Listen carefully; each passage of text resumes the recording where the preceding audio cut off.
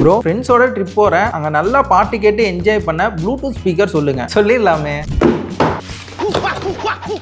இதுதான் ஜெப்ரானிக்ஸோட 50 what Bluetooth speaker. இது RMS அவுட்புட்டோட 3 drivers இருக்கு. சவுண்ட் குவாலிட்டி நல்ல லவுடா கிளாரிட்டியா இருக்கு. என்ன ஃபுல் வால்யூம்ல வச்சா வோக்கல்ஸ் கொஞ்சம் அடி வாங்குது. மத்தபடி பேஸ் அல்லுது. ஏன்னா பேஸ்க்கு டெடிகேட்டட் மோடும் கொடுத்து சப்வூஃபரோட டியூவல் பாசிவ் ரேடியேட்டர்ஸும் கொடுத்து வச்சிருக்காங்க. பேஸ் நல்ல பஞ்சியா சூப்பரா இருக்கு. உங்களுக்கு சவுண்ட் பத்தல இன்னும் ஜாஸ்தியா வேணும்னு நினைச்சீங்கன்னா TWS ஃபங்க்ஷனும் இருக்கு. இதே மாதிரி இன்னொரு ஸ்பீக்கரை கனெக்ட் பண்ணி ஸ்டீரியோ எஃபெக்ட்ல சாங் கேட்கலாம். கனெக்டிவிட்டிக்கு ப்ளூடூத் 5.3 சப்போர்ட் இருக்கு. அப்புறம் எப்போதும் இருக்கிற USB-A போர்ட் AUX போர்ட் இருக்கு. முக்கியமா 6.3 mm மைக் இன்புட் போர்ட்டும் இருக்கு. சோ நீங்க மைக்க கனெக்ட் பண்ணி பாட்டு பாடுறதா இருந்தாலும் பாடலாம். ஃபைனலா இத சார்ஜ் பண்றதுக்கு டைப் C போர்ட் இருக்கு. ஒன்ஸ் இத 3 ஹவர்ஸ்க்கு ஃபுல் சார்ஜ் பண்ணீங்கன்னா 5 ஹவர்ஸ்க்கு ப்ளே பண்ணிக்கலாம். RGB லைட்டோட இதோட லுக்குமே சூப்பரா இருக்கு. பில் குவாலிட்டியுமே தரமா இருக்கு. ஓவராலா 3500 ரூபாய்க்கு நல்ல ஆப்ஷன் மாதிரி தான் தோணுது. இல்ல ப்ரோ இது விலை ஜாஸ்தியா இருக்குன்னீங்கன்னா உங்களுக்கு இன்னொரு ஆப்ஷனும் வச்சிருக்கேன்.